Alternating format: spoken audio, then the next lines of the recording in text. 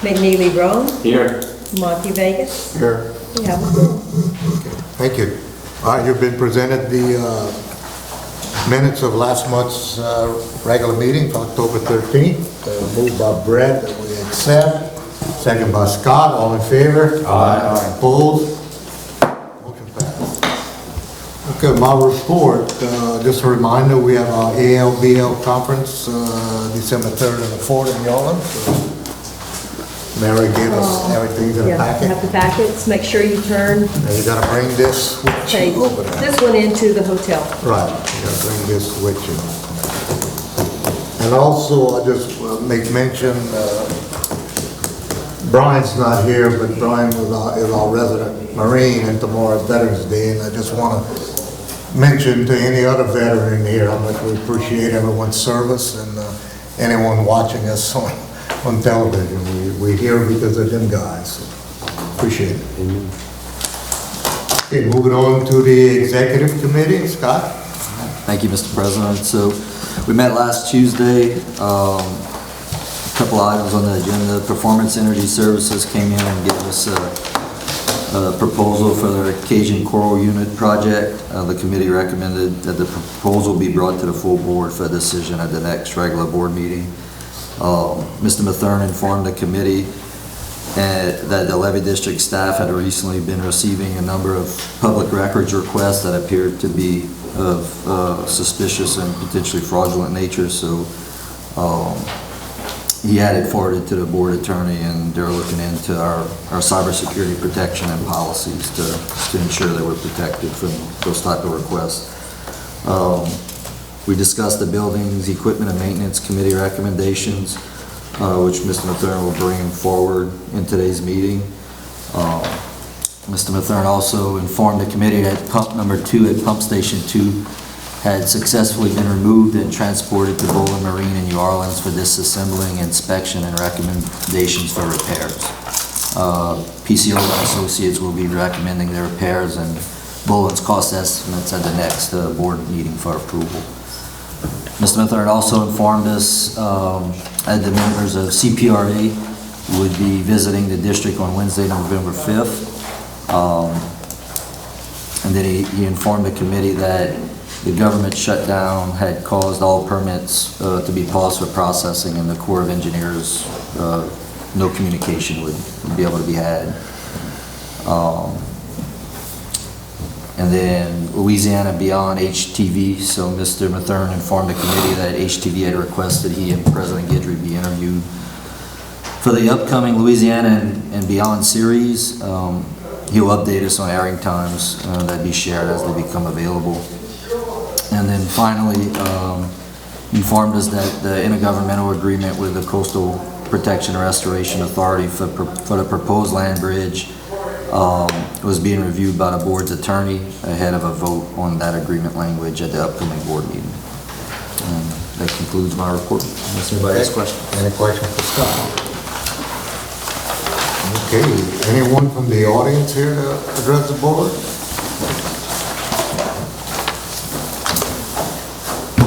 Hi everybody, my name is Nicholas DeBall. I am the Operations Manager at Performance Energy Service of our Coastal Restoration Service line. Rush Gisclair has come to you all and presented to you all what we're doing from a coastal restoration standpoint and some of the technology that we've partnered with the company at Natrix. What we're proposing to you guys today, Natrix's long-time customer now is Shell. Natrix has gone to Shell and has received $35,000 from Shell to help fund the armament along the toe of our levee system here in South Lafourche. What we're seeking from you guys is actual match to Shell. That'll give us a total of $70,000 to be able to go out and armor the toe of that levee system. That puts your cost in that approximate range of about $50 a linear foot. To put Cajun Coral out there, we had a couple of photos, I'm not sure we can get them, but that's exactly what we have right now. We put, I don't know, 7 or 8 shapes out a couple of years ago, or maybe about a year ago now. I would tell you from my first-hand point of view how quickly the oysters has already started growing on those shapes. They're holding up well. That's a smaller shape. That's the location where we're wanting to extend this. I believe we would want to move north with the armament there. So if you can envision another 600 to 700 linear feet of armament being in there. And then your next slide will show you the shape that we're wanting to go with. So the shape that we have out there right now is about 400, 500 pounds. What we're looking to do is we're wanting to come up a little bit in height and add a little bit of extra weight to it. So we're targeting around 1,000, 1,200 pounds. And that's the concept that you're seeing right there. We're building a shape that's one, easy to install, which your own employees can safely be installed and can be quickly be installed as well. That's basically it, guys. What you're going to get back from this is going to be consistent studying of that entire line, how it's performing, what's it doing with the environment, is it stopping the erosion, is it trapping sediment, is it growing oysters. Russ and myself will be here to present those updates to you all. And lastly, I have a reminder in here. The folks with Shell that are actually donating this funds for us to be able to protect this tow, they're going to be coming to our Amelia facility on the 17th. You all are invited and encouraged to attend that with Shell to see exactly how this stuff is being made and what we're doing to take steps to be able to make this more streamlined for us and have a great cost point to protect the total levee. Any questions?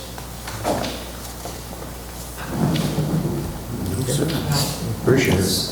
Russ had talked to Nick and I about going, but anybody wants to join in next Monday. On the 17th, right, it'll be, afternoon. I believe at 2 o'clock. I'll send out the information to everybody, see if anybody else is interested in coming with us to Amelia. It's an Amelia, right? Yeah. So, Mr. President, I know that if we were to do any sort of commitment, and Nick and I had discussed this a little bit, I mean, obviously, that's up to y'all, what y'all want to do. In order to add any sort of commitment, y'all need to amend the agenda to put it on the agenda through gotta do a name vote, then y'all can vote on it that way. I don't know if y'all have any discussion on that, otherwise that's up to y'all, but from just the We don't have to vote on anything today, do we? I mean, you guys looking for us to sign any agreements, or we're looking at the timeline, I guess, wondering, Timeline's really at y'all's control. because we're looking at approximately 650 linear feet. Yeah. I was talking with our attorney before the meeting, and Mr. President, that's my only hesitation, is our executive committee seemed very in favor of it, and I think made a recommendation to the board that we do participate in this. I think it's just an issue of, not say semantics, but The just, actual facts, I understand. yeah, I understand. guarantees of what we're gonna be committing to dollar-wise, and having a firm placement of where that's gonna be going. 100% understand that. Like I said, they're still fine tuning that shape that you're seeing right there. We'll know exactly the linear footage, exactly how many shapes you'll be able to get with your 35,000 with the match from Shell as well. And whenever we have that firm number, we can come back, we can make sure you're aware of it, and hopefully then we'll be able to have a vote. Like I said, I mean, based on our discussion we had with the executive committee, it seemed that we were pretty much in favor and recommending to the board that we do participate in this. I think just to iron out those details before we commit to anything would be preferable. 100% understand. That works great. That's good, right? Yeah, just last thing, yeah, I want to, for sure, if you can get something on the agenda, we can have Mary add to the agenda as part of, Nick's presentation or otherwise.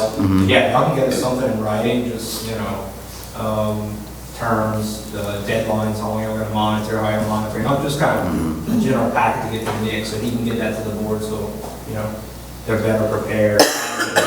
We appreciate y'all coming to give the public comment, I think, definitely, I think, based on Nick and the executive meeting, to get y'all more established on the schedule, the agenda. Sounds great. Thank y'all. Thank you, Nick.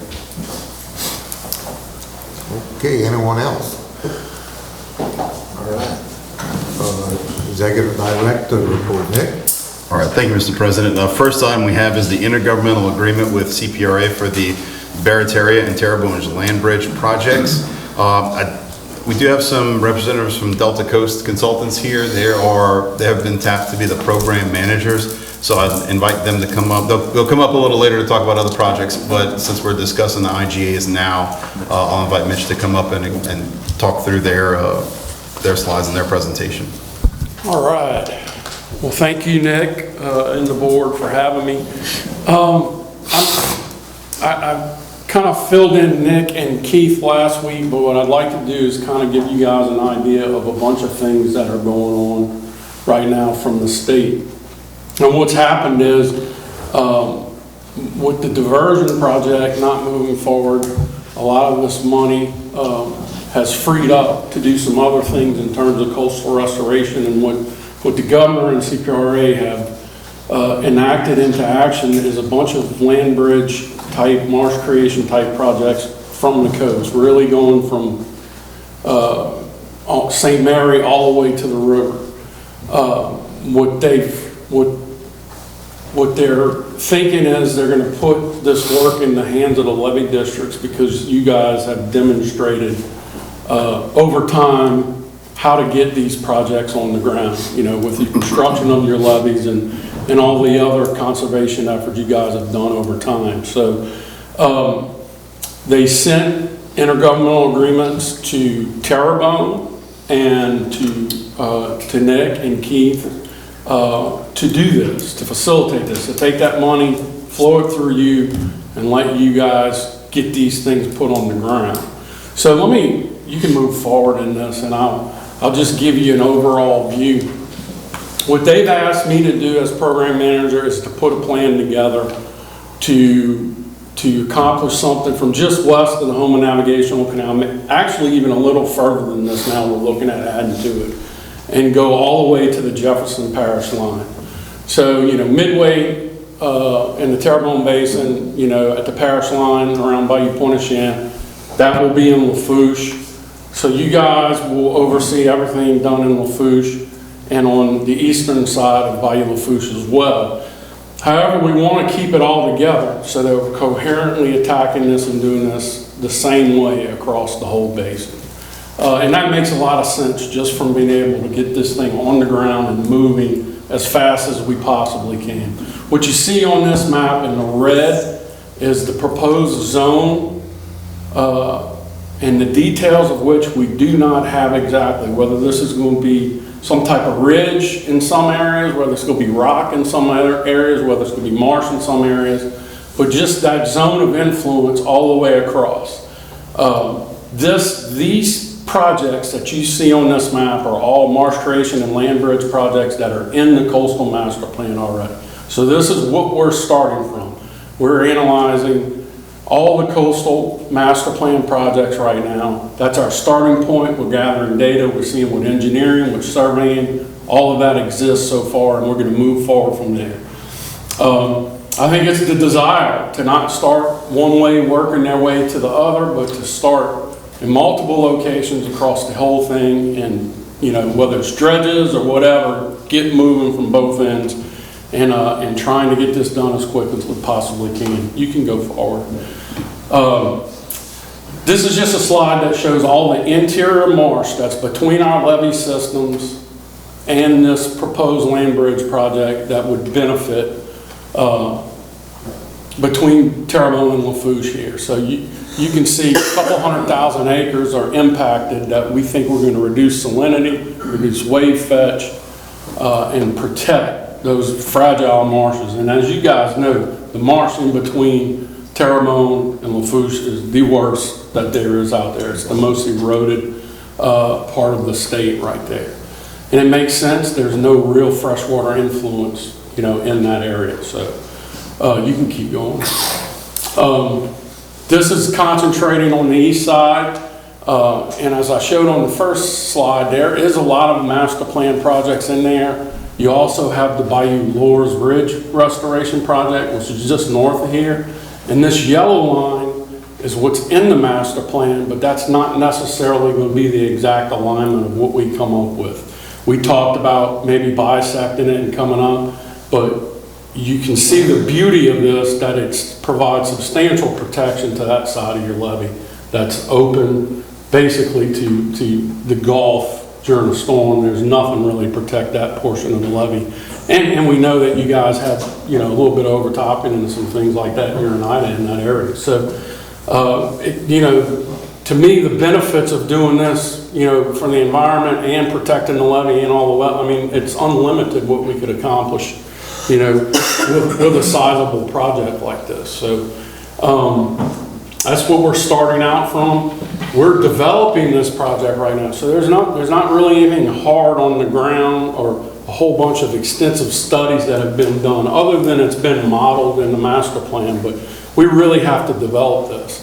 You can see here, the green represents the work from Jefferson to Plaquemine that's being done by other entities.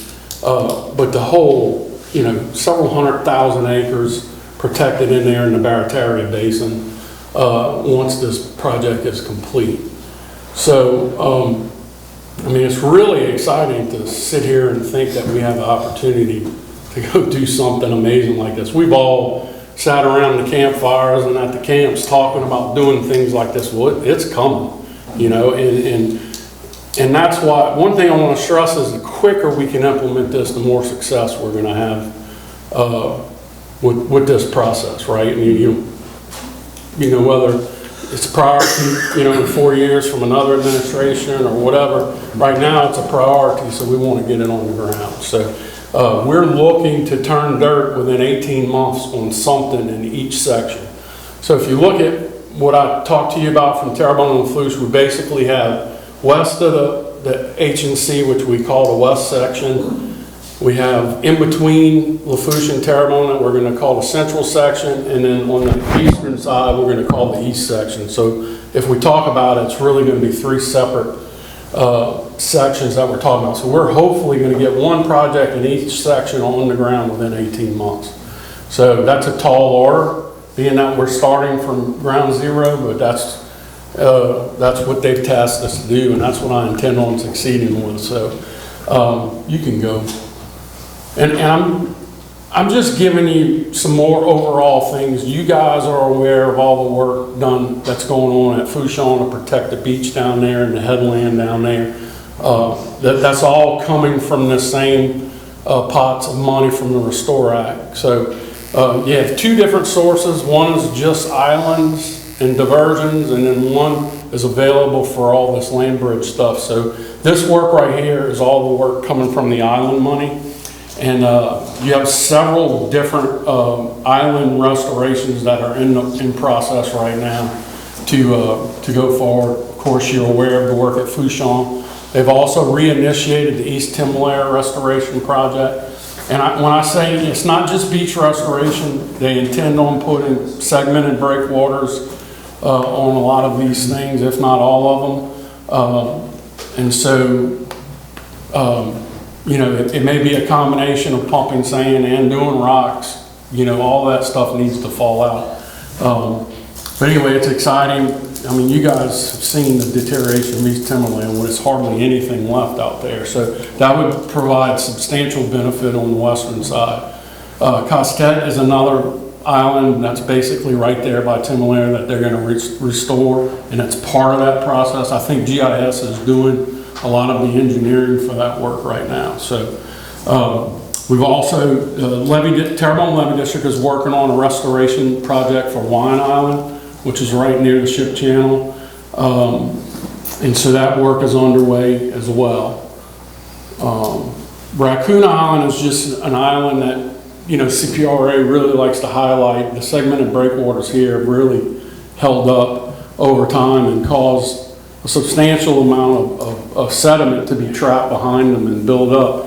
The interesting part about this island with those breakwaters is every island we have has migrated north over time. This one has basically stayed in place because of those breakwaters. So that's one thing we like to highlight. So in addition to that, we're also thinking of ways to get fresh water into the system, right? So there's a proposal out there right now and design underway to pump fresh water out of Grand Bayou, down Grand Bayou and into that basin right there to provide fresh water. A very large pump station, like 1,200 CFS, that's a big one. But that project is under design too. as well as looking at some of the other diversions and things that are going on right now that we don't maybe flow to capacity for several reasons. You know, fishermen, oystermen, you know, all those guys have dictate that, but maybe there's a way to work with some of the things we have to plumb it right and be able to not impact those things. So all of those things are being looked at and really being aggressively moved forward by CPRA. But what the agreement that's before you is to accomplish that land bridge work that's in Lafourche Parish, and it really is an honor that the state is entrusting you guys to deliver this work because they think you're capable of doing it faster and better and using the local knowledge that we have here from the people that live and work here to get it done. So I don't want you to concentrate too much about the lines on the map at this point because, you know, in my eyes, that's what they are. They're lines on the map until we really get some survey data and start digging into what's out there. What we have done is we've flown, I guess, that buffer zone the whole way with high resolution imagery. We'll provide that to you guys so that y'all can look at it. It's a lot of data, so Kyle's gonna have to figure out the best format to get it here, but really is alarming to look and see how degraded that whole area is. But you know, there have been a lot of smaller scale projects over time that we've tried to put on the ground here, and they ended up not being feasible mostly because of the lack of real money, you know, and they're small scale. Well, this is super large scale, and there's well over $1 billion in funding to attack this. So it's a real exciting time. I mean, it's something I've dreamed about my whole life. To be able to actually do it is exciting, and to do it with you guys is really exciting too. And I'll answer whatever questions I can if you have any. That's history-changing event right here. It really is. Yeah. What's the budget? How much is it going to cost? You know, I think what they budgeted us for Terrebonne and Lafourche is about $800 million. But I don't think that's set in stone. You know, we're hoping that with some of these oil field settlements that start coming in, that there's a little bit more money available to this. So we're going to look at budgeting a project that's $800 million, but it may go a little bit over that. You know, it may be something we need to look for funding for some parts of this as we go forward. But right now, $700 to $800 million on this. 3/4 of a billion. Yeah. The biggest share of it. Yep. I'm like you, it doesn't seem real. No, it doesn't. It doesn't. And so I don't want to sit around screwing around and find out that it's not real. You know? So that's the urgency in it, right? You know, we want to get this thing engineered and get it out for bid. That's it. Any questions for Mitch? Thank you. Thank you, Mitch. Thank you, Mitch. So the item on the agenda for us to consider, like Mitch said, that there's a lot of urgency here. We were given an intergovernmental agreement by CPRA to review, and that we've sent it over to our attorney for review. We definitely want to be the best team players we can be while still making sure that we're protecting ourselves. So, you know, in speaking with our legal counsel, there are definitely some questions on the intergovernmental agreement.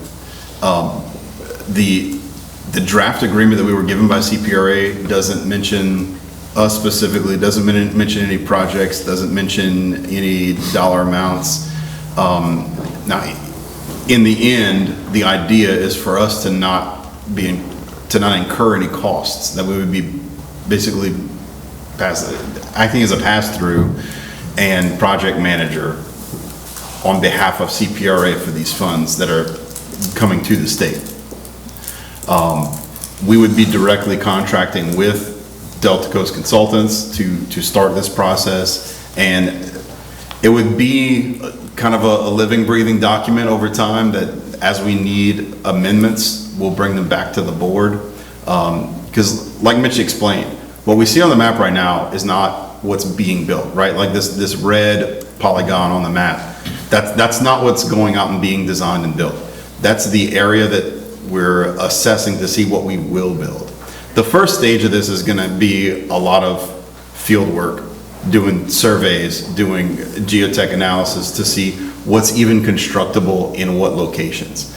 And I think that's the first piece that we have this real urgency to move on.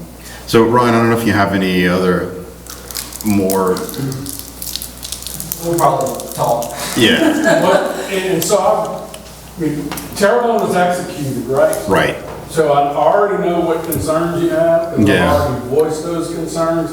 But what I want you to keep in mind is this agreement is really for this data gathering phase right now, and maybe some survey work and some small amount of geotech work. But this is only going to carry us over until July, in which we will have to execute another agreement. And there are a lot of issues that we're going to address at that time.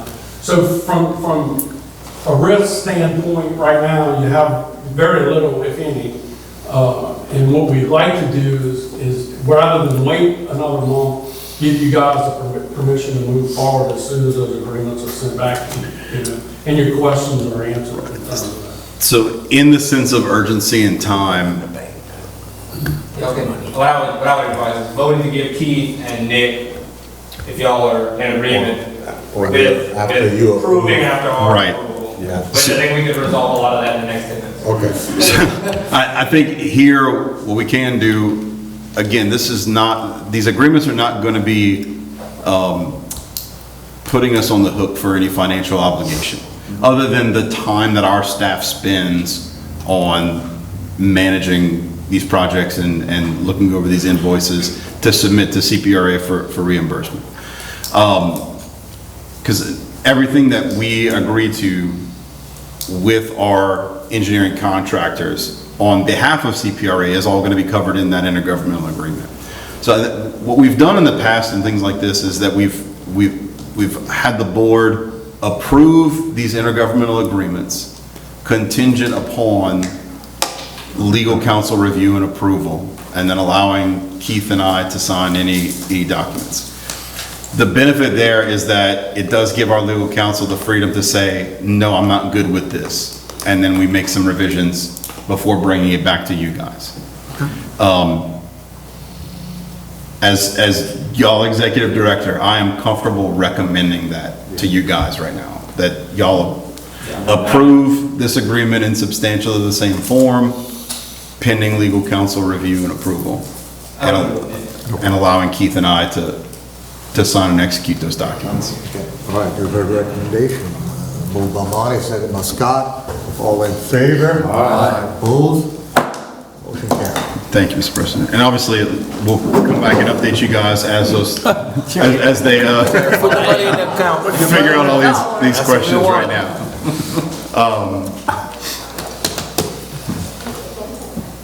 I just advanced. Okay, so the next item on my report would be the purchase of a Ford F-250 on state contract. So we currently have a 2009 Dodge Ram pickup that needs to be replaced. We just recently had our fourth transmission change on this one vehicle. We brought it to the Buildings, Equipment, and Maintenance Committee, and they recommended purchasing a truck to replace this ultimately. Now, state contract trucks currently have about a 4 to 6 month lead time after ordering. So it'll still be about another half a year before we actually get this truck in hand. But then at that point, I'd come back to you guys to recommend declaring that other Dodge Ram as surplus. So based on that recommendation from the Building, Equipment, and Maintenance Committee, I would also recommend to the board that we approve purchase. Yes? Is it gonna be a 26? Oh, that's a good question. I can get that clarification. It should be by now, but because we're still in fiscal year 2025, we're still subject to this 2025 state contract price. So that price would be the same as the vehicle we purchased earlier this year. It'd be a total of $51,686.41.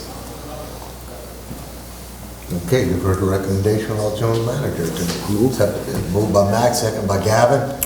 All in favor? Aye. Opposed? Motion passed. All right, thank you, gentlemen. And the last item I have is the purchase of a Finn T60 hydro seeder. As you remember, during July and August, we had a couple companies come out to demonstrate hydro seeding capabilities and the machines themselves and how to operate them so that we could have our employees kind of be familiar with it and assess how these machines would perform. The Finn T60 hydro seeder seemed more suited for our needs. It was easier for our mechanics to work on if needed, and a cheaper price than the other machine that was demonstrated of the similar size. The seeds that were spread in that demonstration, we've been monitoring them. They haven't germinated yet, but that's largely due to because of the lack of rain that we've had since that application. But the seeds are still in place on the levee, which is the main issue. Our current application is that we go out with a tractor that has a broadcast spreader on the back. We will load in a few sacks of seeds at $200 per sack or more. They may germinate, more often they don't, and then we get heavy rains that come in, wash the seeds out. The berms look great, right? Because all the seed just washes straight down there. You have a heavy concentration of seed at the bottom of the levee on the berm when you start to get rain. But then in the meantime, we have to continue to go back and at $200, $400, $600 every time for seeds, go reseed these places where we've done levee improvements. And if we get too much rain, it washes out. We get no rain, nothing happens, and we just got to keep waiting. But if we get just the right amount of rain is when we'll actually see the germination happen and grass start to take place. It typically will take us 2 or 3 applications with our broadcast spreader of spreading seeds. In the meantime, before those seeds take root and start to germinate and give us grass cover, our investment is not protected. Right, and so anytime we get heavy rains and we don't have grass cover, the work that we spend our taxpayer money doing is literally getting washed away, and we'll see ruts starting to form and the start of longer term problems.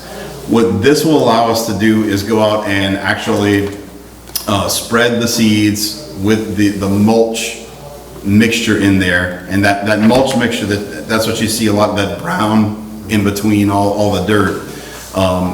Is the mulch that's mixed in with the seed. And that's what keeps the seed in place while waiting for it to germinate.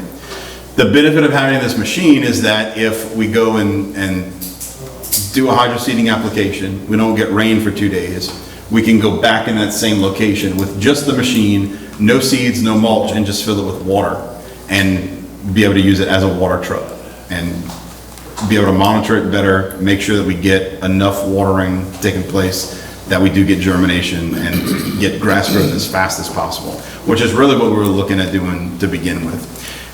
I didn't really set out looking into all this to find a cheaper way to do it, just a better way to get grass growth faster, which is the main thing after you do a levee project.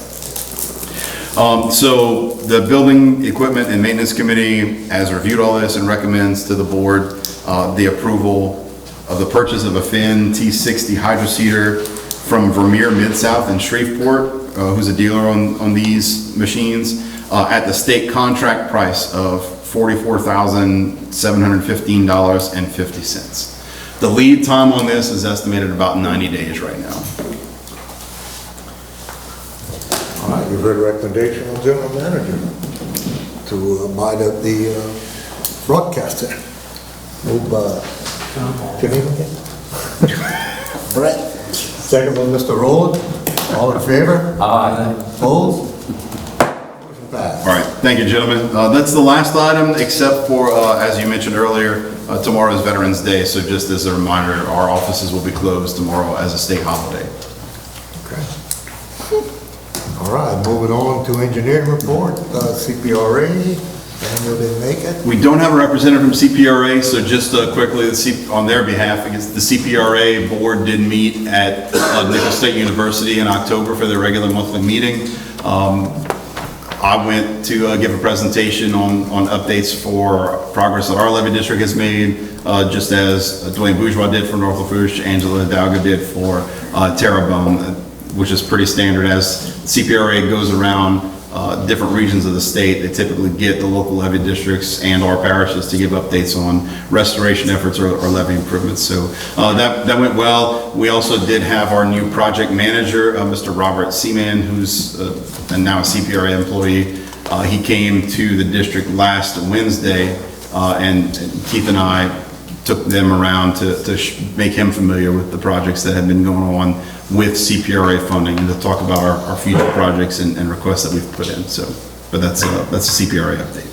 Okay, and one from the Corps. Okay, moving on to project engineer, Pisciola and Associates, Joe.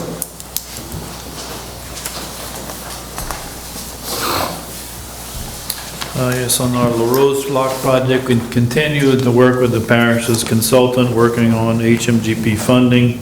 It is moving, although relatively slowly, primarily because of the government shutdown, and they really can't get anything out of FEMA. It's something that's administered by FEMA, so hopefully I'll have a better update next month. On Section E North levee improvements, construction site specialties is still working on the project. They've pretty much exhausted all of the material out of pit number 1 and mostly pit number 2. They're working on pit number 3 now. They've completed all of the levee crown work, and they're working on the protected side berm work now, with Compo and Sons working on grading and shaping. So we do have pay application number 18 from Construction Site Specialties in the amount of $207,333.27. We recommend that you pay this invoice. Okay, you've heard the recommendation of engineer to pay application number 18 to Construction Site Specialist, the amount of $207,333.27. Moved by Scott, second by Brett. All in favor? Aye. Opposed? Motion passed. And we also have pay application number 13 from Compo and Sons LLC in the amount of $45,975 even, and we do recommend you pay that. All right, you've heard the recommendation of engineer to pay application number 13, the amount of $45,975 to Compo and Sons. Moved by Mr. Rowland, second by Max. All in favor? Aye. Opposed? Motion passed. Next is Section A East levee improvements. We're working with the Corps on getting the 408 permission completed. We still have outstanding the environmental assessment, which is nearing completion, and we also have the SAR, which is a risk review, independent risk review. So we haven't had a whole lot of, we've had some, progress on the SAR, not a whole lot of work on the EA because of the government shutdown, but. So I did get an update from, I guess I'll say a source not to be named, because the government shut down and they're apparently not supposed to be talking to us, but we did get a call last week from someone concerned, saying that there is still some what they call no-year funds at the Corps that some Corps personnel are able to utilize and burn through to continue to work and get projects moving even during the shutdown. As long as those funds weren't tied to a specific project or program, they're able to use that. But they only have about another week and a half maybe of those funds remaining at the New Orleans district before that's all going to be shut down. I know if y'all been watching the news today, there's been some progress, so hopefully that's going to be a non-issue and they'll be able to come to some sort of agreement before those funds are completely exhausted. In any event, like Joe said, it's been at least scaled back in terms of how much time they've been able to devote to looking at our 408 requests. I did pass along the concern that right now we're just kind of sitting in a holding pattern waiting for comments back on our safety assurance review that we need to conduct, and we really can't move forward until we have those comments back. I just got an email, I believe earlier today or Friday from our project manager at the Corps saying that the comments at the New Orleans district had been resolved, and then they forwarded those on to the Risk Management Center at the division level in Vicksburg. So it's currently in Vicksburg going under that review right now. As soon as we get those comments back, we can pull the trigger on the third-party independent reviewer, Terracon, out of New Orleans, that's going to provide that safety assurance review, and we'll be able to move forward. And on the emergency gate closure at the LaRose floodgate, that project's complete and we're currently in the lien period. On section D North, all of our initial surveying is complete. We've done our design cross sections and we're working on permit drawings right now, and the geotechnical field work has been completed. We're waiting on the geotechnical reports.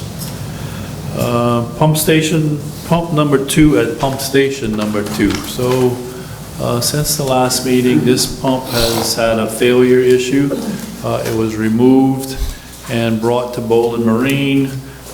Drake and I both went out and looked at it. It looked like to me that the bearing at the bottom of the shaft below the impeller basically went out. That's primarily due to not getting grease to it because the grease tubes were busted. So went through everything with Bowling Marine. They gave us a list of items to be completed. It's very similar to the other pump that we did last year with them. New shafts, new bearings, a lot of pitting around the bowl, redo the impeller, all that stuff. We agreed on the scope of work, and the total amount for them to do the project is $224,530 even. And that's in line with what we did the last time. And it's basically about a third of what you would pay for a new pump. I think, you know, if you do these repairs, you're gonna get something that's like a new pump. So I recommend that you agree to this with Bowling Marine. If we can get a vote of the board or agreement, then we can just give them a notice to proceed. All right, we've got a recommendation, engineer, to repair pump number 2 at pump station number 2. Moved by Brett, second by Mr. Rowland. All in favor? Aye. Opposed? Motion passes. Thank you. Question for Joe. GIS engineer. How y'all doing today? Morgan agrees with GIS engineering. First project we have is the AE's Bayou Water Retention. Not a whole lot of an update here, mostly still dealing with the landowners, trying to get them to be in favor of a new alignment, moving that up and down portion we have to the left of the screen, further to the right. We had some issues with the previous landowner. Yeah, you can see it there. The green at the top was the original alignment. Blue is what we're proposing that we go forward with due to some issues with that landowner. We did get some comments from the Allen Company, but we are working through getting those formally addressed, and hopefully, you know, they'll be okay with them after that, and we can move forward with getting this redesigned for this area. But we'd be following this ridge. You can kind of see to have as little open water as possible, while also staying out of that landowner. Those yellow lines are the different property owners you can see, so trying to stay off of that northernmost property owner there. So, But we did, like Morgan mentioned, the biggest holdup on this for months now has been waiting on comments from the landowner and questions. We did finally receive those, and we're working through putting together a formal response to those comments and concerns. So there's actual progress for the first time in several months. I think we met with them. We submitted y'all kind of that alternatives analysis back in January. We met with them in, I want to say, March, and we just now I mean, we've been, every time I talk to Nick, hey, any news on that? And they say, oh yeah, we'll get to it, and then nothing. But we finally, as of last week, got those comments. So they seem pretty easy to address. So hopeful there. That's it on that one. So the D North ramp lift. So this one is, y'all approved the substantial completion at the last meeting. We are still going through right now with the contractor and trying to figure out and verify the final quantity so we can get y'all a balancing change order. Other than that, the project is done. You've got your levee over a plus 18 right there with 2 lanes of traffic running through for loop, all the striping's in place, everything, and I think the project came out really well. So I actually just got these substantial completion letters from Mary when I got here. We'll have those recorded here soon and just be waiting on balancing change order and clear lien certificate. So the Raphael Project Road Bridge, so this one, we've been going through the analysis with 3 alternatives, one being a bypass bridge going to the side and removing the existing one being a box culvert, I guess rehab of the bridge, and then a complete rehabilitation of the existing one with some existing piles and all that y'all have in your possession, seeing if we can retrofit that bridge. So we've been talking with the landowners. LL&E is okay with the bypass option because that would be on their property. So next week we will be dealing with the additional landowners to the north side and kind of gauging their willingness with these alternatives. If everything goes good with that, we're looking to have something, a complete analysis to y'all by probably, I'd say Thanksgiving-ish. So, we should have something for you next meeting, hopefully, given, landowner appeal. So. All right, so the next one is the A West Caillou Pump Station to Apache Road. Not a whole lot of movement with this one, with the core and all kind of shut down. Trying to get some information on them and what the actual scope is going to be with this levee. So the issue mainly being with the flood wall and all in the middle of it and what they're going to require from us with that. If we're going to have to go in and do kind of a retroactive analysis of this of the flood wall to say, hey, we're not going to be affecting it. So we're still trying to kind of figure that out before we really move forward. But other than that, Nick and I have been talking, kind of going through the contracting process and having that ready. The big idea here would be, before trying to let loose any kind of geotech contractor to assess what's going on with that wall, we'd like some input from the Corps of Engineers on what they're going to eventually want to see to be able to sign off and give us a 408 permit on this reach. With the government shutdown, this is another thing that's kind of fallen victim to that the Chief of Engineering in New Orleans has confirmed that they have received it, they've discussed it internally, but they have not had the time or the resources to be able to charge, to be able to give us any kind of formal feedback on this. So hopefully within the next couple of weeks, if things do advance on Capitol Hill, we can get the government up and running again. We'll be able to get some more insight on this before the December meeting. Yeah, and the biggest draw here being that 408 review. It's depending on what they were going to require. That price and that analysis can kind of fluctuate pretty significantly. So, and yeah, that was just a picture of kind of where that proposed project was. So E-North levee lift from northwest to the northeast and pump station protection right there at Cloverly Pump Station. Kind of a similar deal here as well with the 408 review and what exactly they're going to be requiring and what they're going to allow us to do with that existing Cloverly pump station. If they'll allow us to just bury it as of now, if they're going to require us to put some sort of flood wall right there and have the discharge pipes go through that, or if they're going to make us raise it and go above there. Kind of really just trying to get an idea from them, because again, that has a pretty big, significant impact on what we do going forward and what that's going to look like as far as cost to y'all. So we don't want to kind of waste any money on that and spin our wheels too much. So that's another picture of kind of where that is and kind of really shows the need for it pretty low right there. So the last one we have is the Breton Canal weir, the riprap damage. So there was an operation of the weir where just you kind of, I guess you can kind of see where the water's coming out through the weir. It really scoured out some of the existing riprap. There it is, dewatered. Pretty significant hole right there. It's about 9 feet deep. You can't see it right there, but it really took it out. So we did go and get quotes to fix this hole, going in and putting some 250-pound riprap, and then coming back with about a flowable grout to try to hold that in place. That way we can we're not going to be losing that 250 as much as possible. We may lose some of it just because of the weight of it. So there may be some maintenance in the future, but we think this is going to be a pretty good solution. But we did get quotes, and we had Campo & Sons Construction was the responsive low quoter in the tune of $98,287.40. And we do recommend that y'all approve that project. So just before we move, just to point out the process that goes into something like this. So, because I would have asked the question, I think, and many people at home may be asking the question, well, why wouldn't we have just put bigger rock to begin with? The short answer is cost. The bigger answer is, well, if we would have we'd just eaten that cost from the beginning, maybe we wouldn't have been in this situation.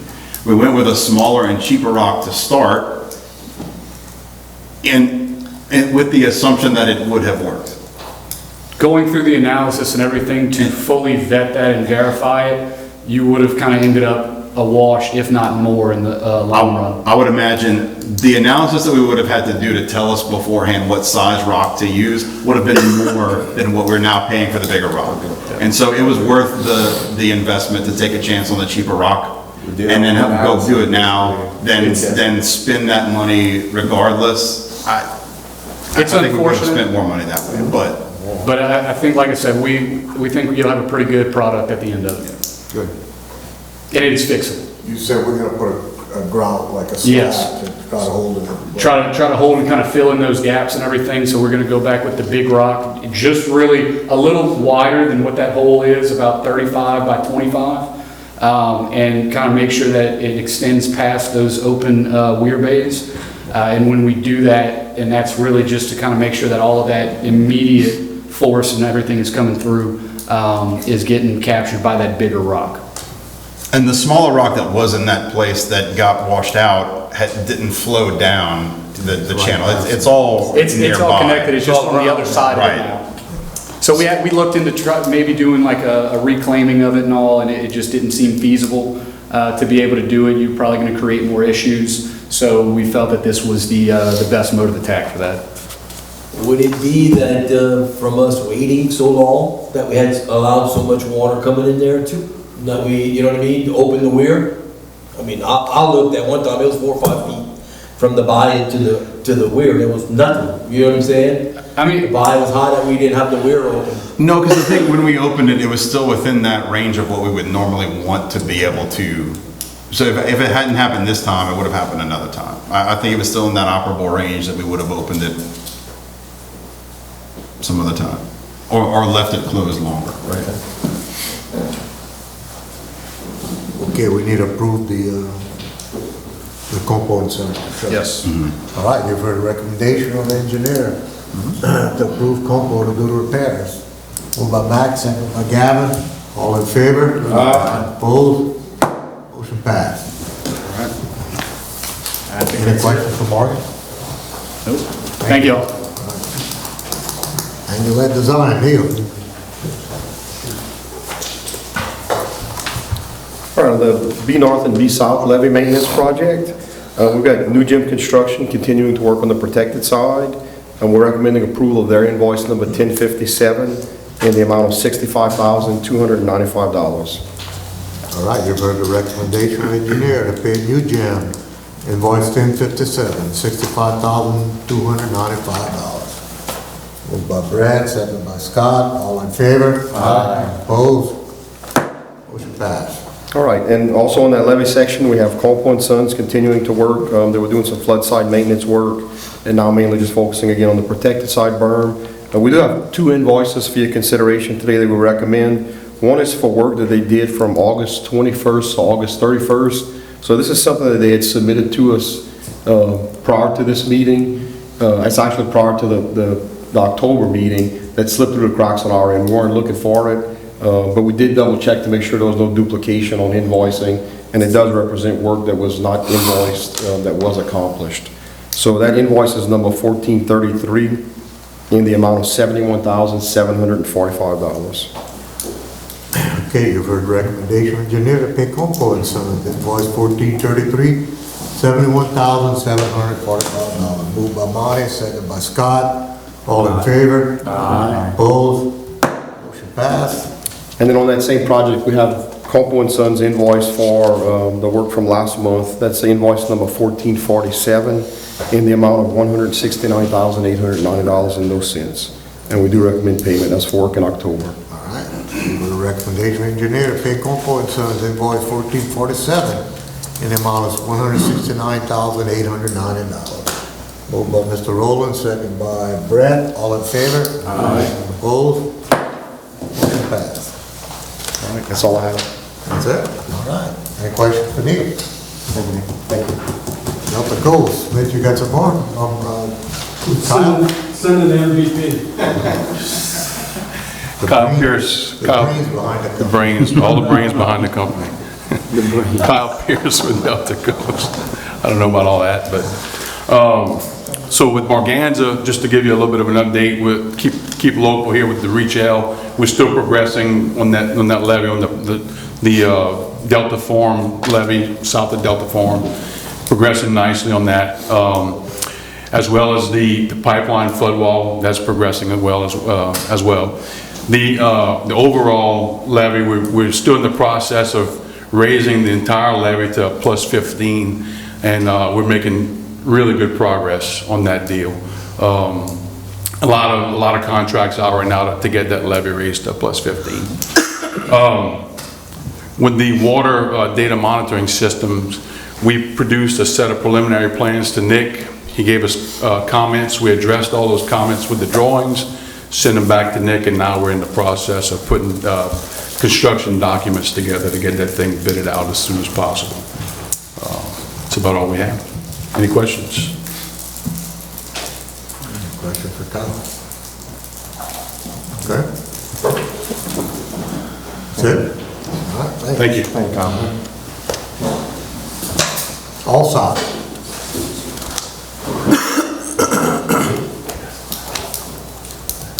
All right, good afternoon, everyone. Jeremy Perkins with All South Consulting Engineers. The first project is the Reach K terrace repairs.